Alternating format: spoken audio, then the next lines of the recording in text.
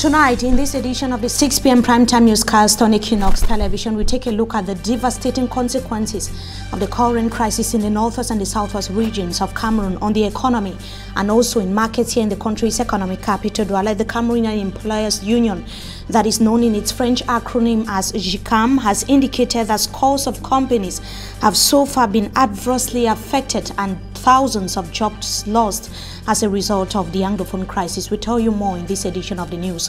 Also ahead, the Cameroon Episcopal Conference has announced the creation of a Peace and Justice Commission to monitor upcoming presidential election in the country.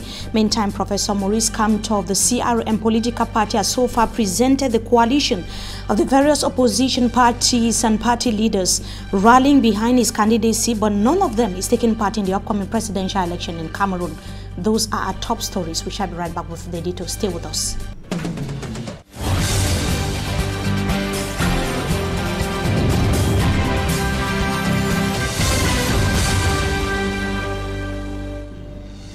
Good evening to you, ladies and gentlemen. We welcome you back from the weekend. You're watching the 6 p.m. primetime newscast on Equinox Television.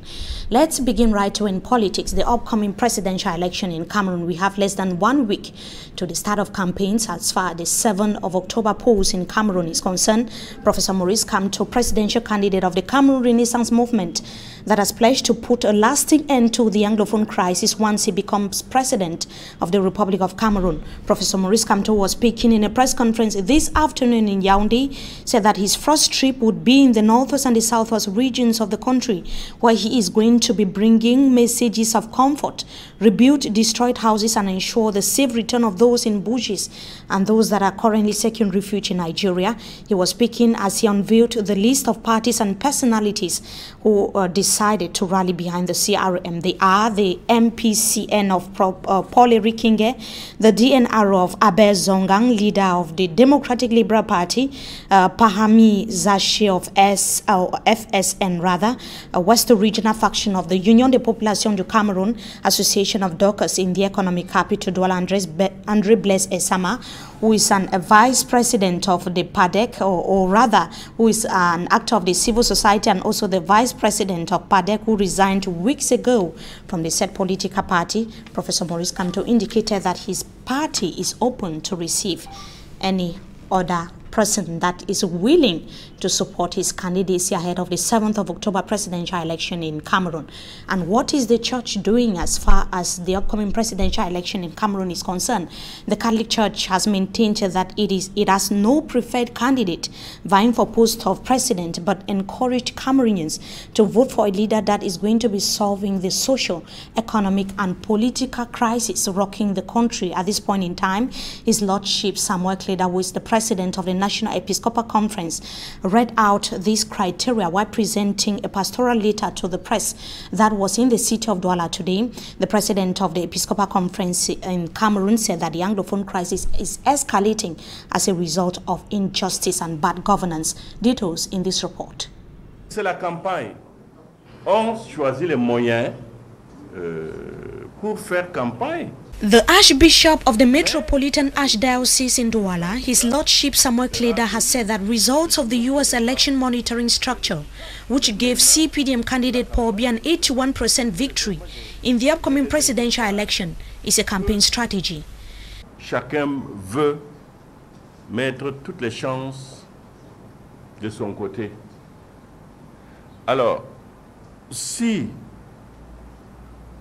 un candidat Archbishop Samuel Kleda outrightly declared that the election results cannot be known beforehand and challenged other opposition candidates to carry out an online poll if they desire to do so. Que les autres aussi fassent autant. Le candidat sera élu le jour où on connaîtra les résultats. Mais maintenant, c'est la campagne que nous faisons. His Lordship Samuel Kleda said that it is against the law of the church to belong to a political party, but cited series of criteria of what he called an ideal candidate. Nous donnons les critères aux électeurs. C'est à eux, à partir de là, de choisir leur candidat. His Lordship Samuel Kleda said that the choice of Christians and Cameroonians must be able to provide solutions to the current socio-political economic crisis plaguing Cameroon. Des candidats capables de faire face à la crise socio. He added that the candidate should show proof of ability to promote unity, fight against corruption, social injustice, unemployment, Boko Haram and the crisis in the northwest and the southwest regions of the country. Nous, en tant qu'évêques, nous n'avons pas le droit d'être membre d'un parti politique. While stating that the Catholic Church has no preferred candidate, Archbishop Samuel Kleda maintained that the deepening Anglophone crisis is being amplified by injustice and bad governance. L'ennemi que nous avons là dans cette affaire, c'est un problème d'injustice, c'est un problème de gouvernance. He said that dialogue is the only solution. Pour ma part, je n'arrive pas à comprendre que nous ne puissions pas, ou le gouvernement ne puisse pas entreprendre un dialogue avec tout le monde pour se mettre d'accord. While calling on journalists to play their role as advocates of peace, Archbishop Samuel Kleda announced the putting in place of a Peace and Justice Commission to monitor and ensure a free, fair and transparent election in the country. C'est les élections, des élections transparentes, libres, qui déterminent tout.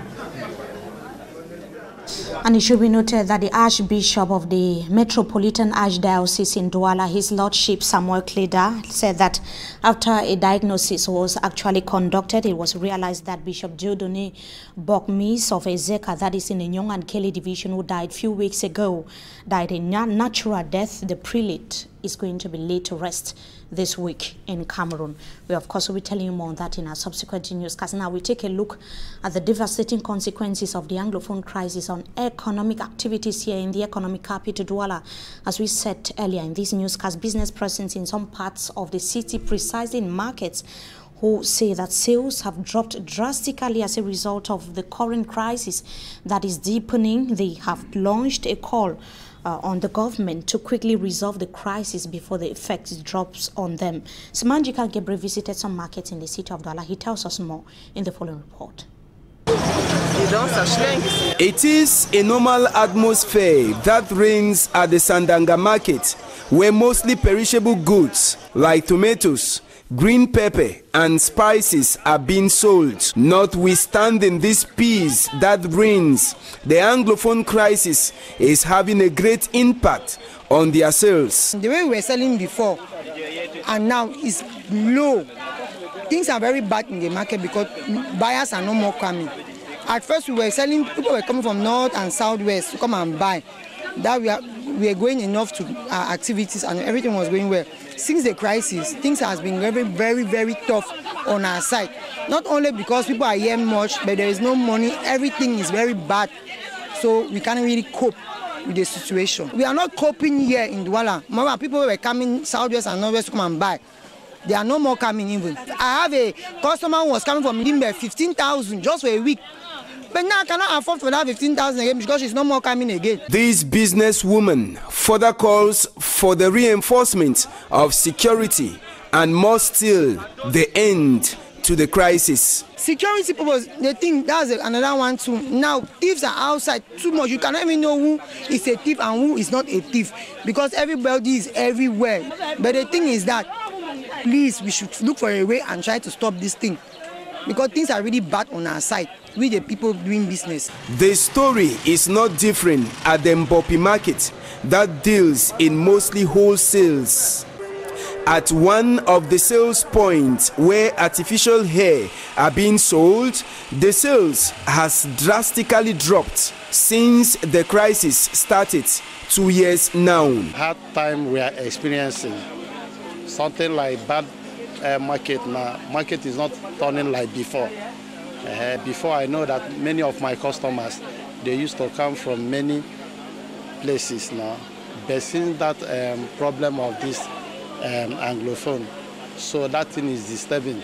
Because of the ongoing socio-political impasse, even to travel to Nigeria to buy goods has become a veritable nightmare to most of those who rely on supplies from there. Nigeria now is not an easy task now, and now is rainy season, and some people are afraid of entering inside sea. It is a big risk to enter sea now and go to Nigeria, and that road that we are passing is not easy. So people are afraid. The ongoing crisis is not only affecting those in the two English-speaking regions, but also business persons based in Douala. And not only the business sector or markets affected by the Anglophone crisis, the entire economy in the country is being threatened. Findings by the Cameroon Employers Union, that is known in its French acronym as GCAM project, has talked about the devastating consequences of the Anglophone crisis that started more than 2 years ago. It is contained in a finding that they made public recently. Details with Babla Jonathan. The Anglophone crisis provokes loss in hundreds of billions of francs CFA incurred by public and private companies in Cameroon. Findings of the Cameroon Employers Union (GCAM) estimate the loss incurred this far as a result of the deepening crisis at more than 269 billion francs CFA. The cocoa sector is the hardest hit. Over 56 billion francs CFA gone into flames and gun batters. 4.9 billion francs CFA lost by the agro-industry, 1 billion francs CFA per month by the telecommunications sector. Properties destroyed are estimated at more than 2 billion francs CFA.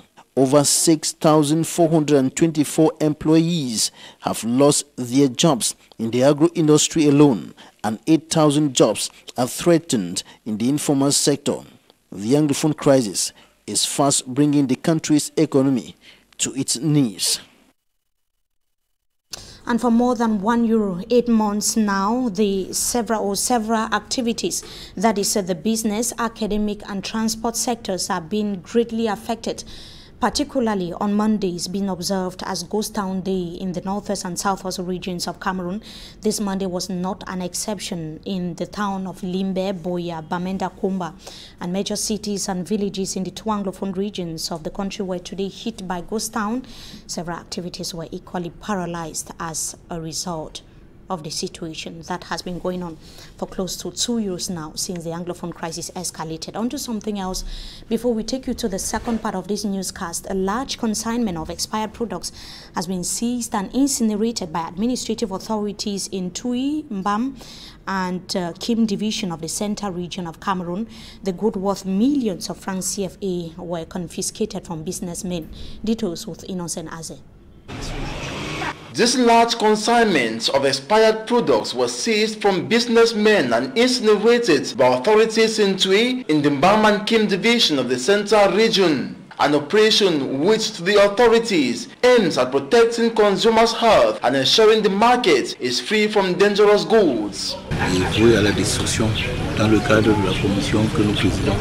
These products consist of drinks, oil, pharmaceutical, cosmetic, and many other products. Some of the items have long expired but were still circulating in the market, posing a severe health threat. Nous mettons hors d'usage les produits périmés.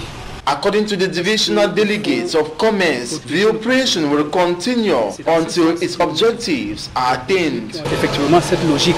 The destroyed products have been estimated to worth millions of francs CFA. These contraband goods burnt in the watchful eyes of the senior divisional officer of the Mbam and Kim division, Donatien and other dignitaries, such that they are not recollected for recycling and sent back into the market.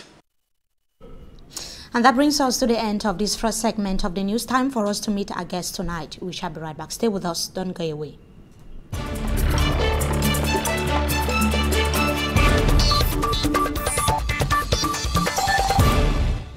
We have been joined tonight by an actor of the civil society, Mr. Davidson. ATEH. Good evening to you. Thank you so much for joining us tonight on Talking Point.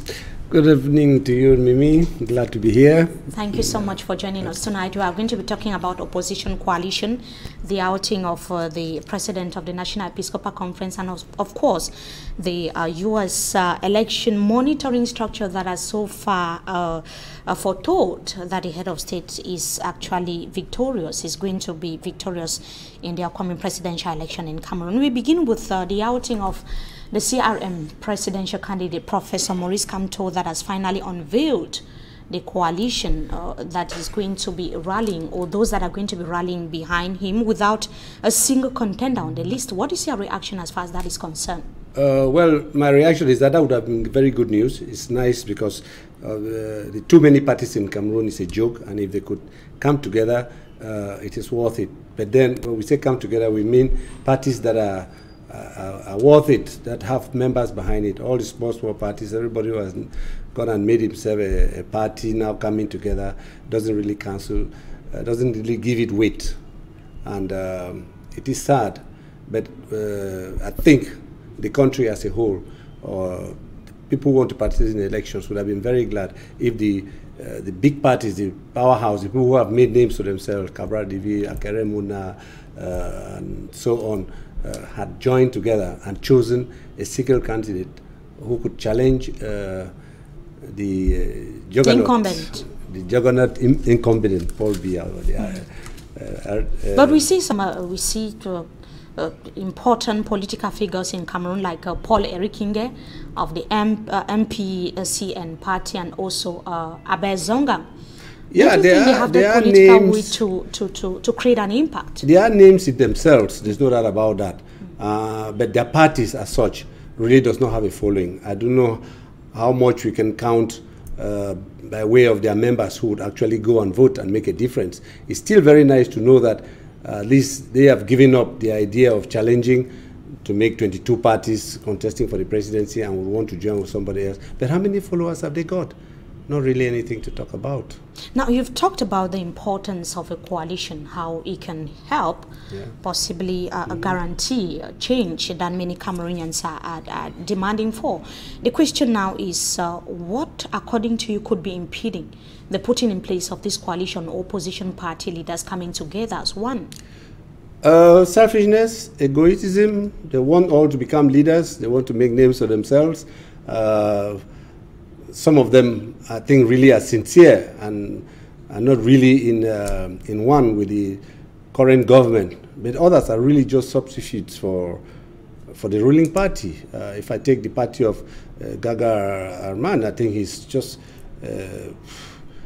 it's a help to CPDM than that he's an independent party. When there is no elections, we don't hear him moving, we don't hear him saying anything. And in times of crisis, as we had recently, Paul Biya asked him to go and intervene in the Anglophone crisis. Means that he's an agent of the... But there seems to be the problem of disagreement on ideologies. They have different ideologies and political programs, and a candidate would not agree or accept that his ideology or program be submerged by another candidate. I think at this time, we do not have ideologies. I do not think they believe in any ideology. They just want power. And this I know, for example, when I take the party of Issa Bakari Chorima, who was a great opposition but he's not taking part in the election. He's not taking part in the election, but when he turned coat, we couldn't see any of the noise he was making as an opposition member. In fact, he's so strongly for Paul Biya now that it's an embarrassment. Not only his party members, but all those who thought they could believe in an opposition. Are you saying you're not trusting the opposition in Cameroon? Not totally. When you look at the portfolio of some of the opposition party candidates, is there any that actually suits your aspirations of what you want a future president in Cameroon to be? Me personally, and I believe a lot of the civic society, look at somebody like Akere Muna. This is a man who has worked his boss, not as in any particular party, but in good governance, in controlling or observing corruption, in campaigning for transparency. That's somebody we could think would do something. And up till now, he hasn't shown anything that will make us think that in power, or if he... Are you talking about his program? His program, which he has outlined, and I hope people have read it, and his background, what he's been doing up till now. This is somebody that, if there was sincerely a debate and openness, and that's somebody you could rally behind. That's somebody I would rally behind. Not only me, but I could ask people to rally behind. Let's trust him. But again, given the present disposition and the obesque nature of the presence, the omnipresence of the CRTV, not CRTV, CPDM, and the manner in which they have sort of taken over the country in terms of representation, in terms of people who act for them, whether it's CRTV, whether it's the governors, whether it's the director generals, whether it's the chiefs of all the various villages, not only of the south, the north, sometimes even the northwest, against their own people. They are all for CPDM. They can't even say why they are there. And their candidate is not even campaigning. He's hiding somewhere. When we listen to you, we see a lot, somewhat pessimism in the 7th of October presidential election in Cameroon. Yeah. What is your perception? Yeah. Just recently, the U.S. election monitoring structure that is called Innovative Solutions has actually foretold victory on the part of the CPDM presidential candidate, President Paul Biya. What does it tell you about the upcoming presidential election with regards to what you're saying? You're very right. It's a lot of pessimism.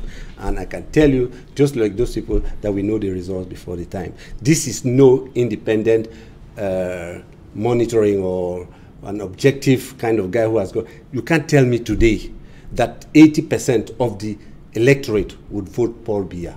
No way.